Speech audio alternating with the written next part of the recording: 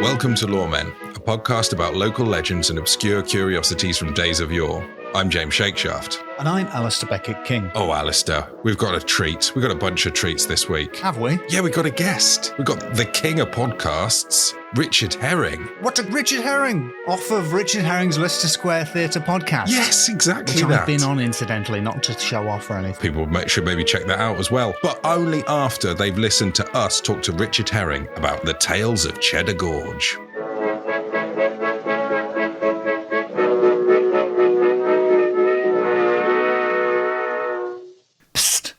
James Shakeshaft. Yes, Alistair Beckett-King. Join me in the Whispering Hole. I'm in it. I was in it already. Well, then where was I? I don't know. I said hello when I came in, but no one heard me. No one responded. James, stop all this whispering nonsense. Okay. We have no more time for nonsense because we have a much in demand deputy law person for this episode. It is TV's and the internet's Richard Herring. Is that the correct form of address, Richard? I mean, I think probably more the internet than TV, but yes, let's go for it. I mean, formally. I remember the 90s most fondly. I was there. I was at home I was a child, technically. Yeah. Probably staying up a bit late for some of it. Sure. Now, I'm sure listeners to this podcast are familiar with Richard Herring's Leicester Square Theatre podcast, or RHLSTP, as I believe the cool kids call it, and your extraordinary body of work as a podcaster, comedian, and I think of you quite prominently as a sketch writer. Is that? I mean, I did write a lot of sketches back in the day. I guess I haven't done it so much recently. I did a little bit in lockdown, I suppose. But yeah, we started off as...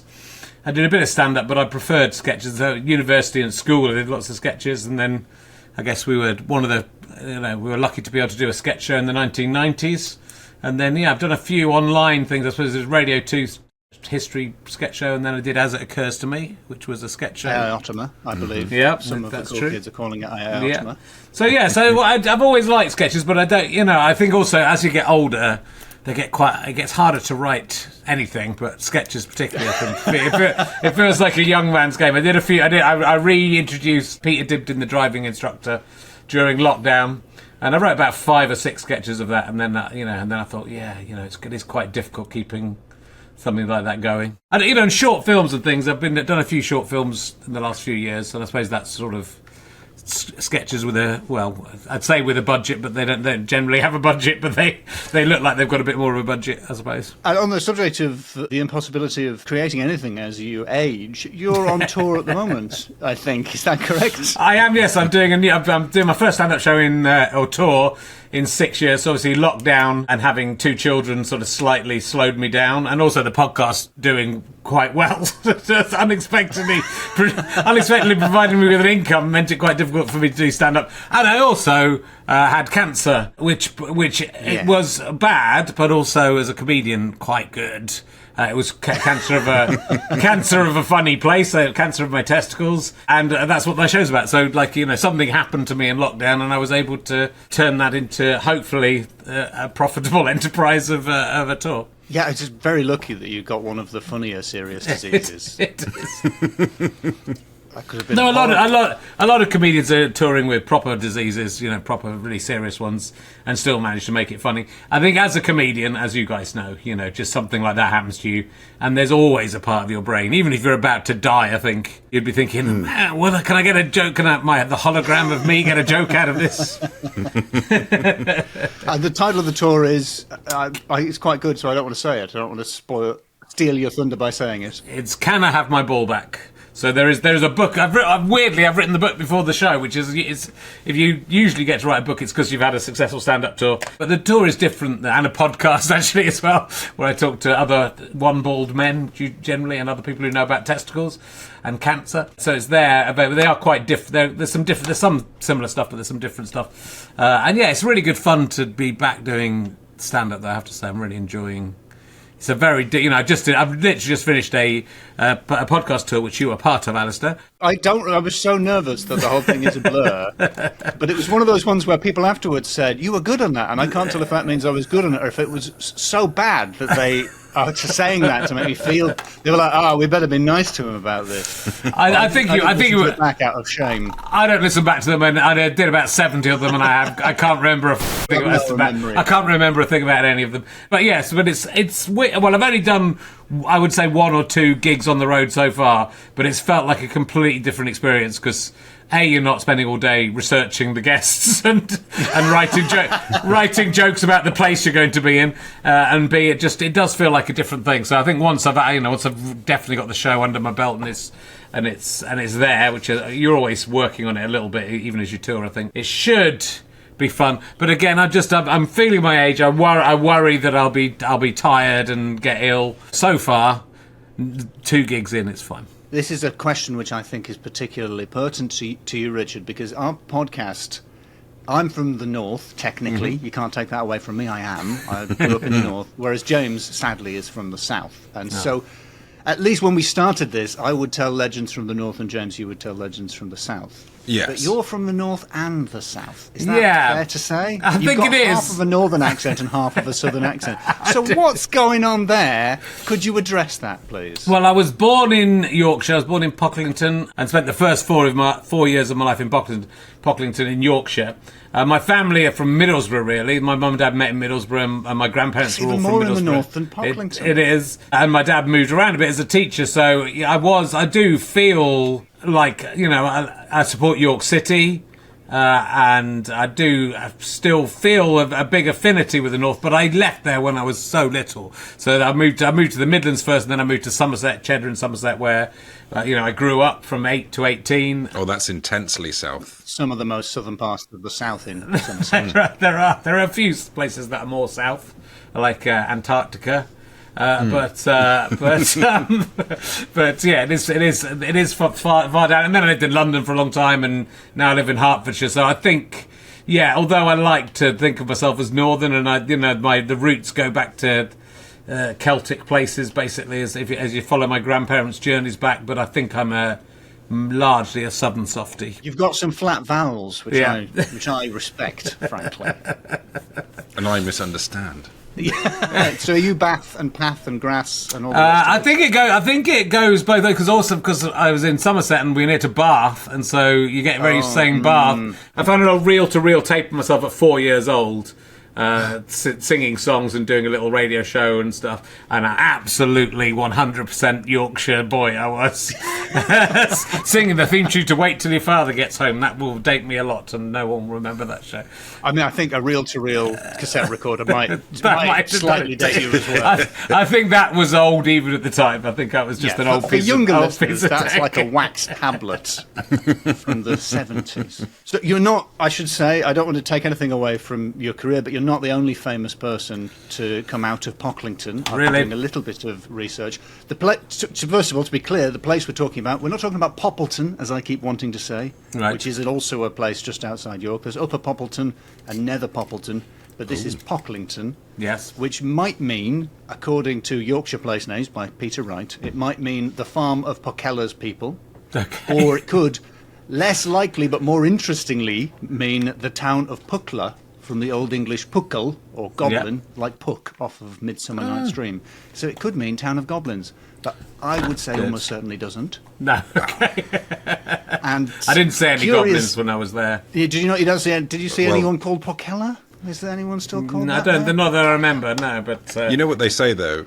If you're amongst a group of people and you don't see a goblin, that kind of means you're the goblin. Yeah, that could be true. That could be true. I found a list of witches. I'll be honest, I misread it. I misread Old Wife Green as Old Willie Green, and I screen capped this. I know. I was so geared up to be talking about a guy called Willie Green, but unfortunately, it was a woman who, of course, was executed for being a witch, which I'm sure she was innocent, as was Petronelle Haxby. But what in 1649, we've got Isabella Billington, a resident of Pocklington. Oh, that's fun to say. Yeah, and it's usually when we talk about witches, we assume the the accused woman was innocent. But this sounds pretty bad. She was sentenced to the stake at the York Special Assizes for ordering a calf and cockerel burnt as sacrifice after... And cover your ears, listeners, because you won't want to hear this. After crucifying her mother in Pocklington. Ooh. I mean, I think she had some issues. Really serious. Yeah, that is worse than... That's worse than being a witch. It is worse than being a witch, which is not a thing. So that's one famous person from Pocklington, the mother crucifying Isabella Billington. So there was John Dolman, who founded the Pocklington School in 1514, I think. And apparently a local woman, Margaret Easingwold, was in love with him, but couldn't marry him, of course, because he was a priest, and so she went away and became a nun at Wilberforce. Again, this is according to Howard Peach's Curious Tales of Old East Yorkshire. Right. Mm-hmm. But it seems that when she died, her memorial stone was brought back, because in 1892, in Bulmer's History and Directory of East Yorkshire from 1892, they describe workmen in All Saints' Church preparing foundations for the pulpit, discovering a marble slab, I'm going to quote now and do an olden daisy voice, bearing an incised floriated cross and an inscription to the memory of the Lady Margaret Easingwold, prioress of this place, which had probably been brought from some neighbouring convent after the dissolution. Near the slab was a skeleton with an abbey token, about 500 years old, fast in the socket of the eye. Oh my gosh. That's quite good. Yeah, so they don't go on to say this was probably her body. They just move straight on to some other feature of the church. Right. But I choose to believe that skeleton was the body of Margaret Easingwold that had been brought back to be with John Dolman after all those years. Apparently she haunted the subsequent prioresses at the nunnery. Sad romantic story. Third famous person, just to bring the mood up, was a guy in the 1890s who could pull out teeth with his fingers. Oh. Don't have a name for him. And it's not clear from Curious Tales of Old East Yorkshire whether he was doing that to help or hinder the person in question. It includes it in examples of continuous excitement bringing laughter, badinage, coarse jests, brawls and mayhem. Okay. Yeah, I can see that arc, to be honest. If you're like going around pulling people's teeth out. It starts with a laugh. Yeah. After a while. That was one of my favourites. Yeah. I mean, teeth were a lot looser, I reckon, in the 19th century. I think it would have been easier. And fingers a lot grippier. Yeah, maybe. Maybe rougher, because they'd be a lot rougher. There's no hand cream in those days, really. You're not going to be softening your stuff up. It's going to be like the height of lockdown, everyone's hands. Yes, this was PHC, pre-hand cream. Is that the North East Bulletin? That is literally every interesting thing I could find out about Pocklington between the time that you messaged me saying, do you know anything about Pocklington, and now? Well, I looked around the Somerset region because being from the south, that's my manor, as we say around these parts. And I was looking up the gorge because here's a small Cheddar Gorge explainer.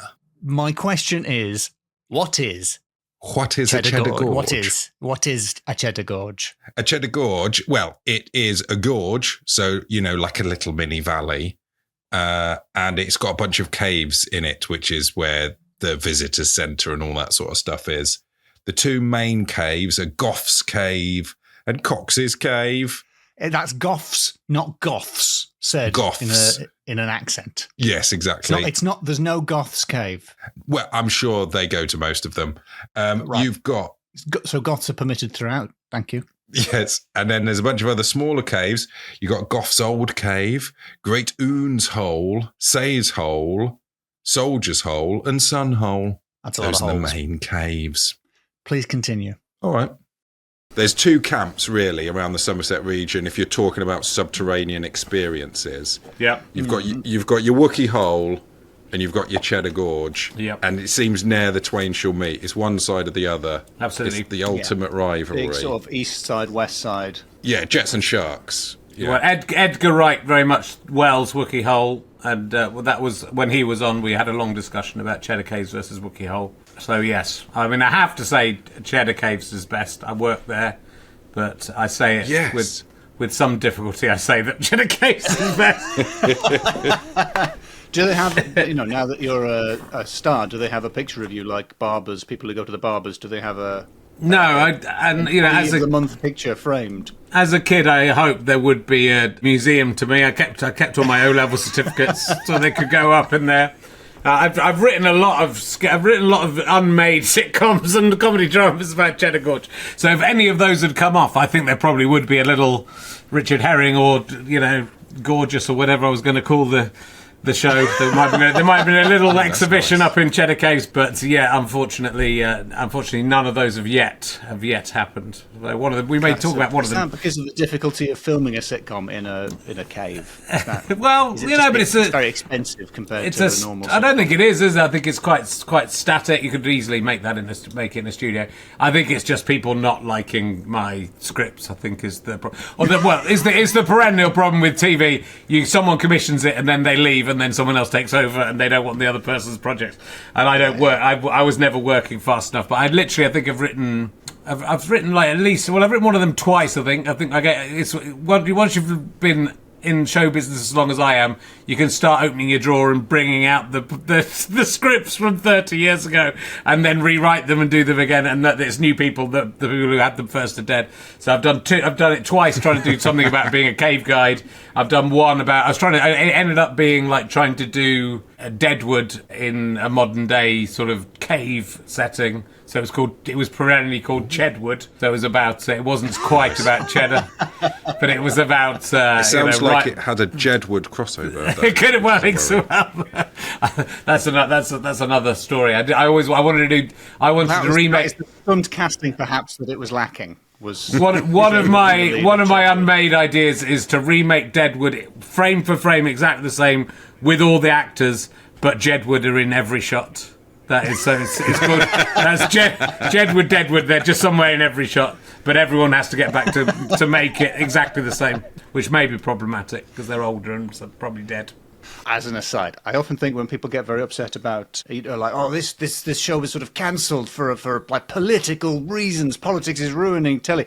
I think people should realise that the vast majority of films and sitcoms don't get made in the first place. Yes, people have written loads of them that never got made. That's not getting made is the normal state for a sitcom. Yeah, no, I think it's the BBC's pro-Wookey agenda, to be honest.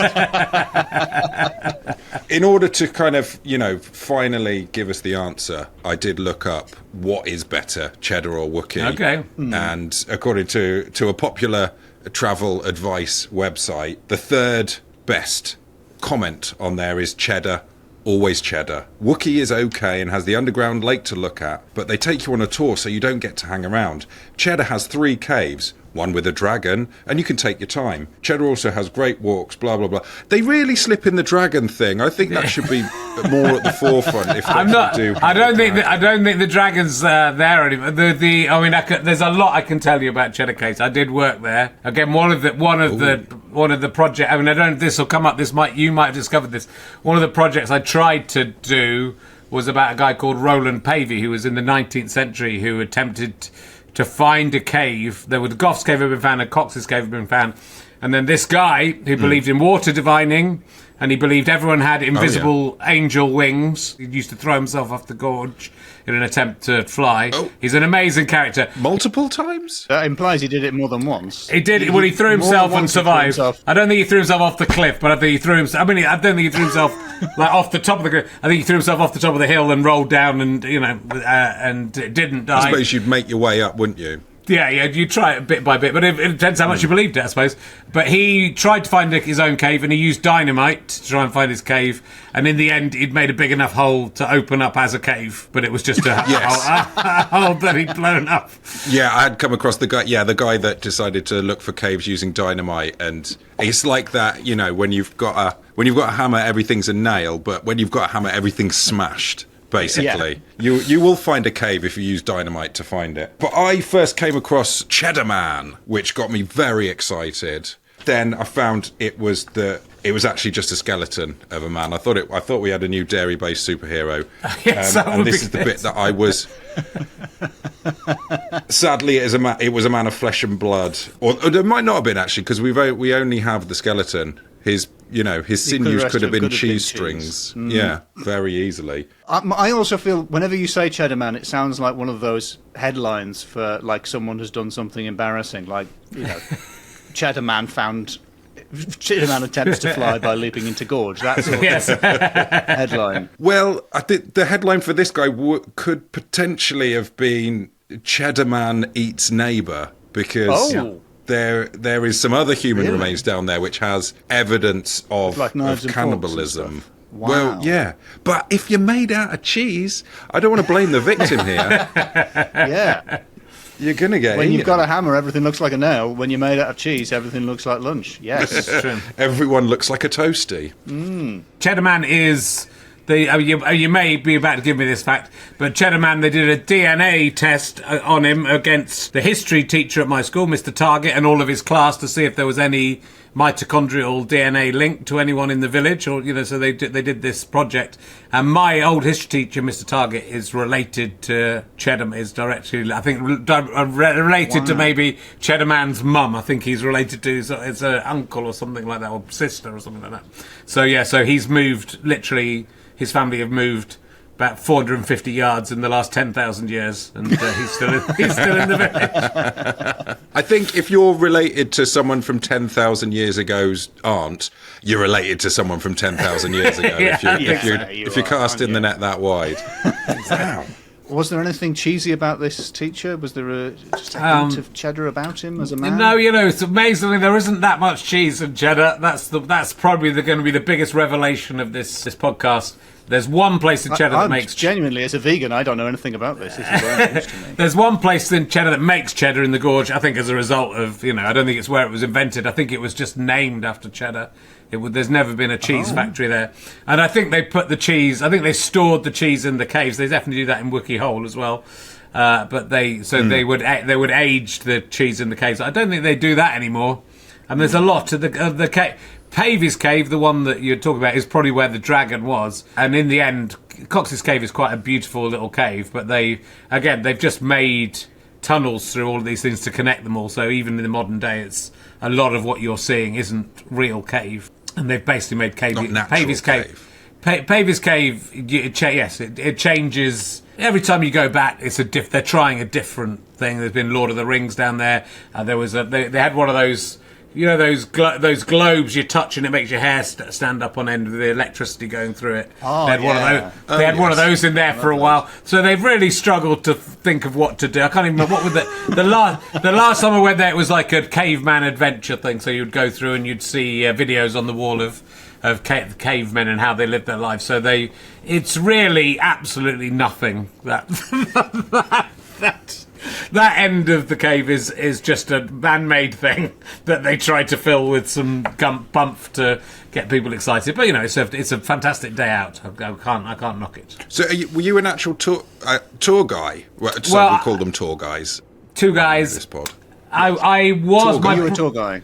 Because if you were, this sales pitch where you go, this room is rubbish and we haven't really worked out what it's about is quite a bad sales pitch. I worked in the caves. My brother, who's about 6 years older than me, was a tour guide.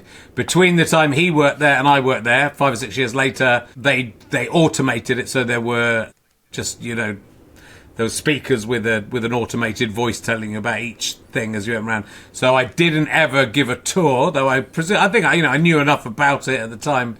And certainly having listened to the tapes endlessly over and over again. So you'd move around the cave and just stand in the cave and try to stop people breaking stuff. And if they had questions, you had to answer the questions. And occasionally you worked on some of the other attractions and stuff like that. I worked there out of all the real jobs I've done, it's probably the one I worked in longest because I worked there for a couple of months and then I would go back in holiday time at college and do extra shifts and stuff. So I worked there quite a bit. So I do know quite a lot about it. And about the caves. Ooh. The secrets. The secrets of the caves. That is very exciting. Yeah, that's really good. That's way better tagline than "There's never been a cheese factory here," which sounds like a sort of slightly folk horror-ish line, as if like that definitely is it. There's people in the cheese, but they're like, "Oh no, there's never been a cheese factory here." The Cheddar Man. He cometh. The Cheddar Man cometh. Sort of like the Wicker Man, but cheese. You put him in a giant piece of cheese. Yeah. My next sort of area of research took me to the folklorist Ruth L. Tongue, who is reasonably well known on this podcast. some of her stuff, to put this in the nicest way, has to be taken with a pinch of salt. Yeah. Okay. Some of her folklore tales, because she collected quite a lot of tales in her lifetime, and she kept them all in one place, and then that place burnt down. Oh. And then she recreated all the things she could remember. It's kind of like writing, kind of like making it up. Yeah, a little bit. But she's one of her books, Forgotten Folk Tales of the English Counties, has a few sections on Somerset and the Mendip area, and they're quite fun little, they're sort of basically jokes. Okay. There's one called The Courageous Fellow, and a lot of it is written in dialect, so blanket apologies to the southwest. Anywhere from basically Oxford to the Lizard Peninsula needs an apology from me. The story goes that there was a fellow, and they took and sent him to take a pig to market. They told him to keep a good tight hold of the pig's tail, and seed he'd done so. The pig didn't exactly relish it, but the chap, he kept hold as he were told. They met up with a girt bear as run away from his bear ward, and when folk came with billhooks and pitchforks, they found the bear laid dead with a chap's hand right down his throat. Bear were a choked dead, and the chap were sitting there so quiet and patient. And he was hailed as a hero for killing the bear, but all he would say were, "I'd be only waiting for the pig to come out." Well, okay. So he'd been told to keep hold of the pig's So he was tail. just doing as he was told. Is that how you lead a pig to market? From by holding the tail? It sounds more like the pig's leading you. Yeah, I don't think that's... I feel like the hold on to the tail thing was engineered in order to get to that end point. It doesn't... It's so laborious to set up, and don't forget you have to hold the pig's tail. I don't think they like it. I don't think they like it if you hold their tails, pigs. I mean, that's only guessing. I've never done it. No. But they're curly. They don't want to be. They don't want them to be. You have to straighten them. They don't want them to be straight. They want them to be curly. I suppose you could kind of wrap your fingers around it. It would, I mean, back in the old days of the old telephones with the cord, you just sort of twiddle your hand into that. Maybe that's what Yeah.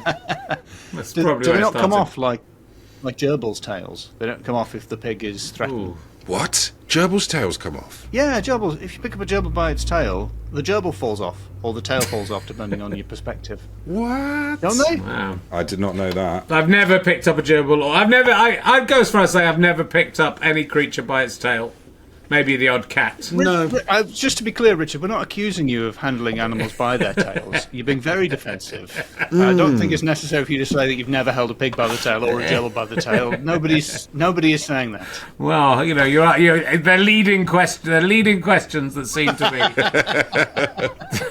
the real nature of this podcast comes out. It's one of those ambushes, like when they tell criminals they've won a yacht. Yeah. We got you here under false pretenses to accuse you of Fair holding enough. animals by the tail. All right. I'm going to make the graphic for this a picture of you holding a pig by the tail now. And the headline will be Cheddar Man holds animals by tail. There's nothing wrong with it. If you want to hold an animal by the tail, I don't want to. I don't want to do it. As I say, I don't want to do it. of course, I'm not saying you do. But if Leave them alone. If you did, we wouldn't judge you. That would be a bad animal to start with, though, the gerbil. Don't start Yeah. with the gerbil Yeah. because it comes straight off. This is from 1965, told by a taxi driver, and this is basically just a joke about a gravedigger, a grumpy gravedigger. This could all be characters for the next version of the sitcom. Yeah, definitely. Grumpy taxi driver is good value. So he'd be digging the grave, and he hated to be interrogated. As the villagers passed, they'd ask questions like, "Oh, someone dead then? Who be that for?" When people say, someone dead then to a gravedigger? Yeah. Flipping Sherlock keep- Holmes here. Yes. Just keep my hand in, just in case someone dies. I just got to keep practicing. You can do mine later. Yeah, Couple exactly. of wags walking past. That is the difference between being a child and an adult, isn't it? When you're cleaning a car, whether a passing adult says you can do mine later or not. At that point, you've Does become that a stop man, my happening when son. you're an adult? As an adult, you're. Oh, they don't say it to you as an adult. No, Wow. not at all. No, I don't have a car. I don't know these things. I don't clean it. And people would say like, "Oh, who's dead now?" Finally, one persistent questioner, receiving no answer, stepped to the very edge of the grave and shouted the question as if for the deaf. Who be dead then? The old man stopped digging, leaned on his spade, looked at the inquisitive villagers severely. Then he said in decisive tones, "No one living hereabouts." Oh, I get it. So no one living around don't here. Really is that? Sorry, I don't think I got the joke. He should have said no one who lives around here because it's a grave. The person is obviously so dead, he's saying, so he's saying there is no alive. one living hereabouts because this is a graveyard. I think he was so grumpy because he had to explain his jokes. Yeah. I mean, those aren't tales. Those are just terrible jokes that someone's written. There must be more in Somerset than two bad jokes about a pig and a bear and a grave. And a grumpy grave digger. And there was a dog with no nose. There was a chicken crossing the road.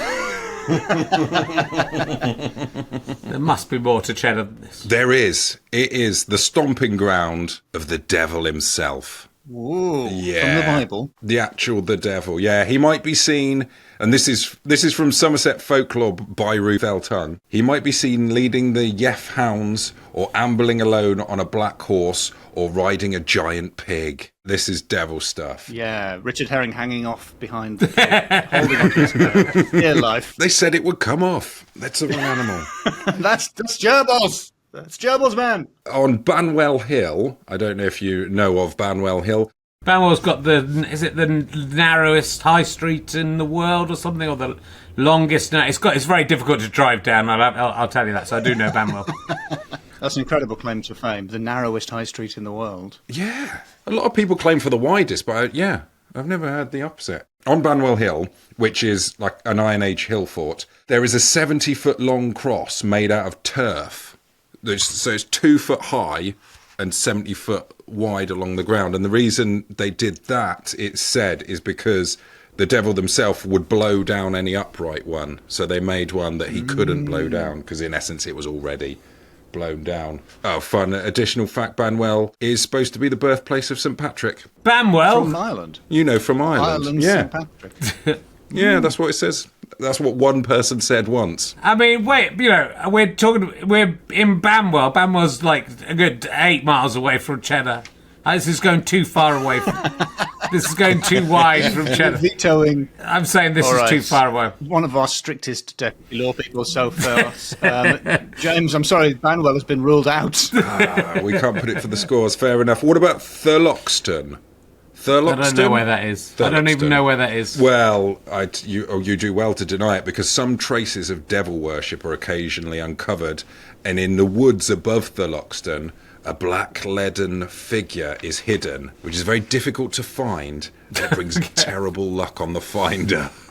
Ooh. So you don't want to look for it because it's to be really bad. It's a leaden figure, so yeah, in the woods. That's in very the woods, and it's meant to be basically a statue of the devil. Potentially could be Kingscliff Woods. I looked up the reviews for that; they don't mention it. 1 star, awful place, so muddy, trees down everywhere. Wouldn't recommend it to anyone. By trees down everywhere, do you mean the trees have fallen down? Maybe. I think this guy just went after a storm. Okay.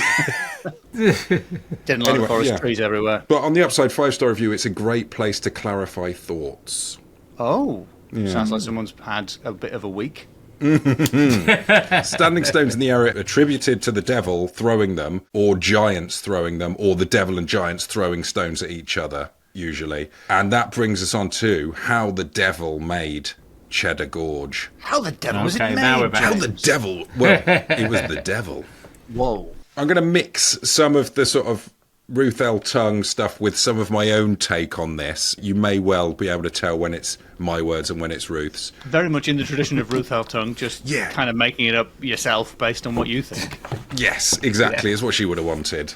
It's what I'm saying she would have wanted. So the devil was chilling out on the Mendips and looked at the smooth green line of the Mendip Hills and thought, here's something I can spoil. Oh. So he dug a cleft out of the hills by Cheddar and created the gorge. And he flung a spadeful into the Severn, which made Steep Home and Flat Home. And then he threw another one that only got as far as Brent Knoll, which is not in the sea. And he's like, I'm starting to lose my arm here, because he wanted to, his next target was Minehead, which is really quite far away. So he was so worried that he might miss, he put the rest of the rocks in a basket and set off for Minehead.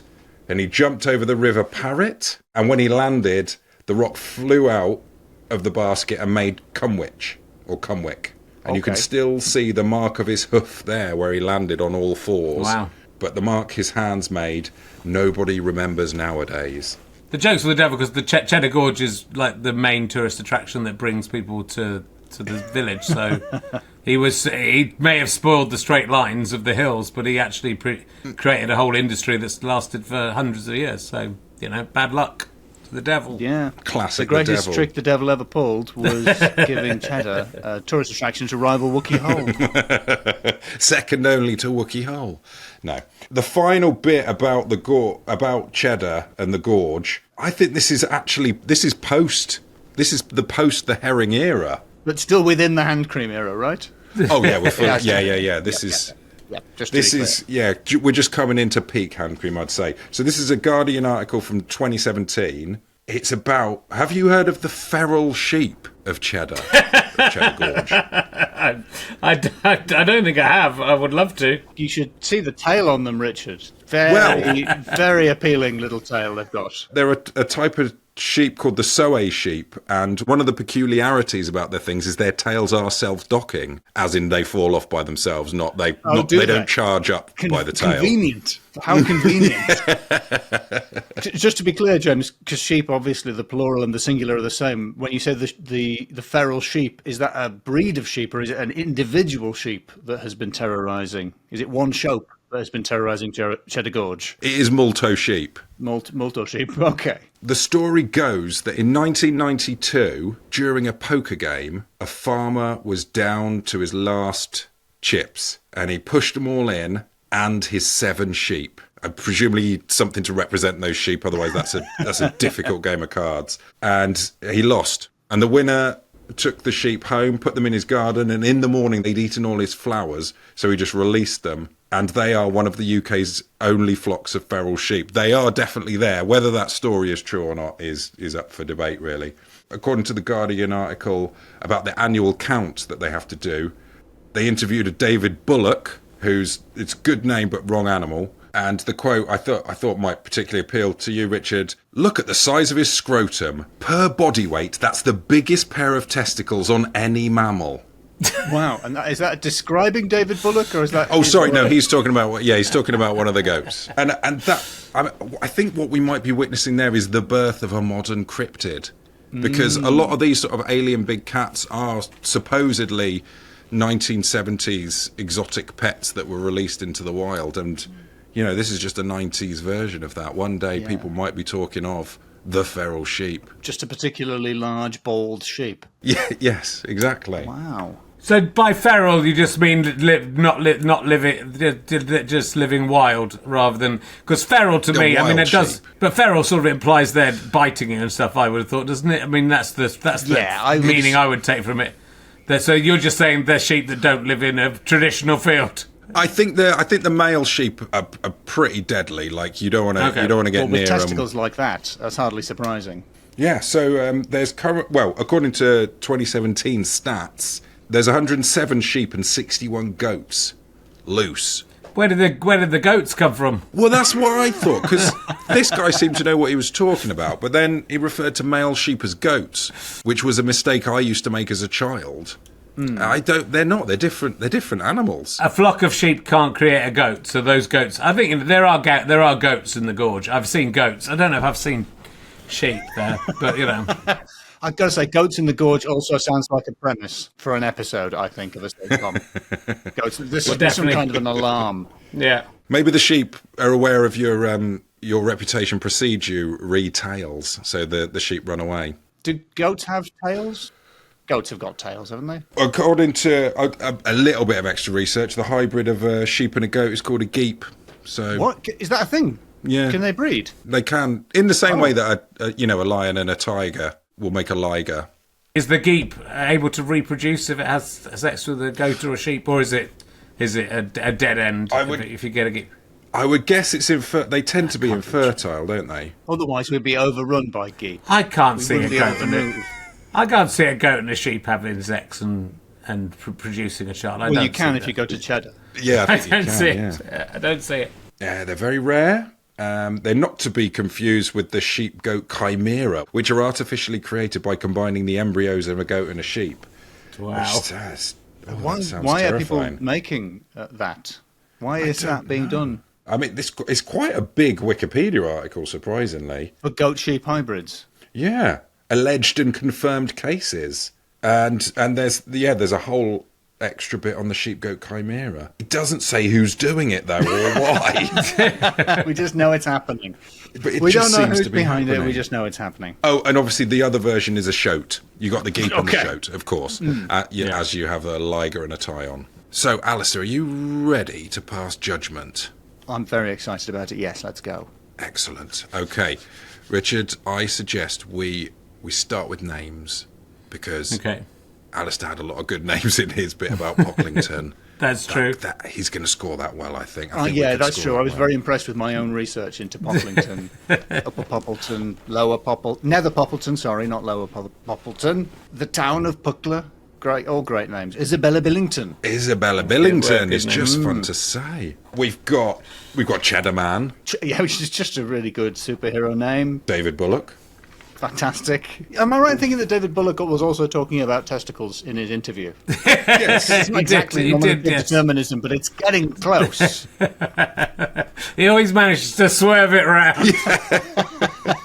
Yeah, they were really just talking about sheep, and he started talking about a goat's scrotum. That was back when The Guardian was good. It was mostly about goat scrotums. I don't read it anymore. Little yellow pop-up saying, "You've read 400 articles about goat scrotums. Would you like to give us some money?" No! No, I won't. I read The Guardian to be angry, not to help you. Is the river Parrot? Or Parrot? I'm probably saying that wrong to make it sound funnier. And Cumwick? Yep. Or Witch? It's W-I-C-H, so it's probably Wick. Okay, all right. But it's probably like Quitch or something in the local idiom. Yeah, we'll get emails. Well, I think it's quite high, but that's also because I did some of the research and I was very impressed with myself. Yeah, I agree with you. I'm going to say for names, honestly, I think Pocklington, Yorkshire has some fantastic names, and I think they are better than the names in Somerset, broadly speaking. Wow, However, the advantage that Cheddar has over literally everywhere else is that the name is also a type of cheese, which is very amusing. I mean, I'll see your wet wang, and I'll raise you Limpley Stoke, which is one of my favourite place names. Where's that? There's a place in Somerset called Limpley Stoke. Oh, right. And there's also a place that I'd spotted recently when I was down by Frome called, well, it's spelled W-Y-L-Y-E, so I think it's pronounced Why-Lie. And I just shout that in the car to my children when we pass. But yeah, go on. What we got? I'll go on then. It's 4 out of 5 then. It's a high score. That's okay. I'm happy with that. That's not bad. I appreciate you seemingly actually writing that down, Richard. Thank you. I am writing it down for entering that into the ledger. Got to be there for the future generations. It's got to go in the Richard Herring Museum. Yeah. Exactly. Because there is a Cheddar Man museum. We've got to do something with that extra cave that isn't really a cave. Yeah, at some point it'll be Richard Herring themed. So, second category, let's go for supernatural. Go on then, Alistair, what you got for us? I gave you a case of Yorkshire matricide, which may have been diabolical in nature. It had a calf and a cockerel burned to sacrifice, so that's quite supernatural. And what have you got there? Goats and sheep doing what they shouldn't? Is that supernatural, or is that just nature taking its course It's during the long nights in the gorge? It's definitely not natural. I gave you the idea of a Cheddar Man, and then I took it away almost instantly. The idea of a man made of cheddar, yeah. Or equal. Also, yeah, the big Wicker Man style Cheddar Man, also good. The devil creating the gorge is supernatural. Yes. Exactly. Yeah. Scooping it out stuff. just because he hated goodness. Were there any spooky tales from when you worked there, Richard? Was that in the staff room? No, not really. There was mainly just people shagging, which wasn't supernatural. So people would find little nooks and crannies to get into. Right? Yeah, what humans do? Humans making a human child, just the normal kind. A human hybrid. The hybrid of a man and a woman, and something that made, something in between. That'll take off, I reckon. No, I don't think there were any ghosts. You would think there would be ghosts, but there weren't any ghosts. There was like a shadow of a big cat on the wall, but that just depended on where you placed the light, really, to be honest. So I don't think that can count. Devil on a giant pig? Oh, yes, of course. I forgot about the devil riding a giant pig. So I'm going to say it's 3 out of 5 for supernatural, I think. Okay. I think that's fair. Because shadows are ghosts in a way, aren't they? Yes. Category the third. What's the next category? Lay it on me. It's the greatest trick the devil ever pulled. And what I can't remember what I said the greatest trick the devil ever pulled was. I know it was minutes ago in the recording, but I'm very old and tired now, and I can't remember what it was. I'm on tour as well, listener. Don't go and see Richard Herring's tour. Come and see my tour. Probably see both. You could see both. Yeah, you could see both. We're at the same venues but different times, which is convenient scheduling wise. It is. I don't want to be rude to our guest, but it was kind of convincing the world that Cheddar Gorge was a decent day out. Whoa, are you at this late stage coming down on the side of Wookey Hole? Well, are you a Wookey head, James? Cheddar Gorge is marketing itself as the more sort of grown-up, serious take on subterranean. With the dragon and Lord of the Rings and stuff. Yes. Compared to Wookey Hole, that is actually very straight-laced. Yeah, and all of the people having sex and stuff. That's quite grown-up. It's quite adult-oriented. And the other trick, it was creating all those places, the hills and the islands. Well, and yes, obviously there's no way a hill could have come into existence without the devil throwing a big clod of earth there, so I accept that naturally. He took that clod of earth from a hill to make another hill, so I don't think it's that good a trick. We've got some kind of recursive problem there, haven't we? There's the black leaden figure in the woods that's very difficult to find, and if you do find, there's very bad luck. So that's a bit of a trick from the devil. He's sort of luring you in to your own doom. It's very obvious to me. I have never been to Cheddar Gorge or Wookey Hole. It's obvious to me that Cheddar Gorge is more rubbish. But and I'm sorry to get all patriotic, but it was only St. George's Day a week ago, and, it's the flag, and they're taking it away from us, and you can't sing nursery rhymes anymore. I like an underdog. A cave, which is a bit crap, and it's not even a real cave, because a guy blew a hole in a cliff hoping to find a cave, and then he said, but in a way that is a cave. What could be more English than just doing something really stupid and then pretending it was on purpose? Yes. And is as good as Wookey Hole. I can't remember where I'm going with this, but I love it. I'm on side. It's 5. It's 5 for the greatest trick the devil ever pulled. Was convincing people that Cheddar Gorge was as good as Wookey Hole when it isn't. The devil's going to be so pleased with that. Well, the final category is tall tales. Ooh. But they're sort of underground tall. What's the very opposite of tall tales? Depth deep tales? Yeah, no, these were not deep at all. They were quite surface level, I have to say. Yeah, which is not bad for such a subterranean I suppose place. We were going off Ruth L. Tung's memory. What someone had said happened. My memory of Ruth L. Tung's memory. It's what she would have wanted to be slightly paraphrased inaccurately on a podcast. Yeah, I singed the edge of my notebook as well, just to make it authentic. Vibe. I used to dip the treasure maps I would make in tea, and I would sprinkle a little salt on them to suggest that they had actually been in the ocean. That's good. What, in case treasure hunters licked them? I don't know what I was thinking. I thought it would add a sort of a briny ambience to the map. Did you put them in the oven? Did you go full? We did. I did. I'm sure I've put a treasure map in an oven in my time, yes. Bit of lemon juice and stick it in the oven, browns it right up. There you go, kids. Because a lot of kids listen to this podcast. Yeah, do that, children. Definitely put paper in the oven, kids. And also crisp packets in the microwave. That's a different episode, though. What was the category again? Tall tales. Maps in the oven? Tall tales. Tall tales. Yes. We've got the tales of Ruth L. Tung. Yeah. The guy that wouldn't let go of a pig's tail, and then there was the tall tale of a grumpy gravedigger. There were a lot of tall tales, but they would be taller if I were able to picture Richard hanging off the back of an animal holding its tail. So I guess the question is, Richard, are you prepared to admit to doing that in order to get 5 out of 5, or do you want a 3? That's, I suppose, the question I'm saying. Are we pivoting into gotcha podcasting? If it works, yes. If we can take down Richard Herring, then that really bumps us up the podcast rankings significantly. if that one's gone, this could be our Stephen Fry moment. Are you refusing to admit that you hold on to animals' tails? That's fine. There's nothing wrong with it, Richard. Wow. Only to get them out of the way. If you have to lift them up to get them out of the way when you're the animals, that's all. That's what. It's God's handle, really, isn't it? Well, I'm not sure how we're going to get around that bleep-wise, but I'm going to say it's 5 out of 5. Here's what we'll do. We'll bleep most of that, and then I'll say 5 out of 5, and people will assume that somewhere under the bleeps there was a confession. So thank you for sharing that with us today. It's 5 out of 5 for tall tales. Amazing. Some of the tallest we've seen. Richard Herring, thank you so much for coming on the podcast. We really do appreciate it. Yes, thank you for having me. People can see you on tour and they can buy your book. They should do that, obviously. Is there anything else you would like to plug before the music plays? No. You can listen to my podcast if you like. Listen to Alistair Beckett King on my podcast. He was fantastic. He was very good, apparently. Why not listen to me? That's what everyone says. I may or may not have been good on the book club version, which is, I think, the slightly better version. A lot of people are saying the book club version of it is better than the real one. It's classy. So go and listen to that. Yeah, more sophisticated. Yeah. It is.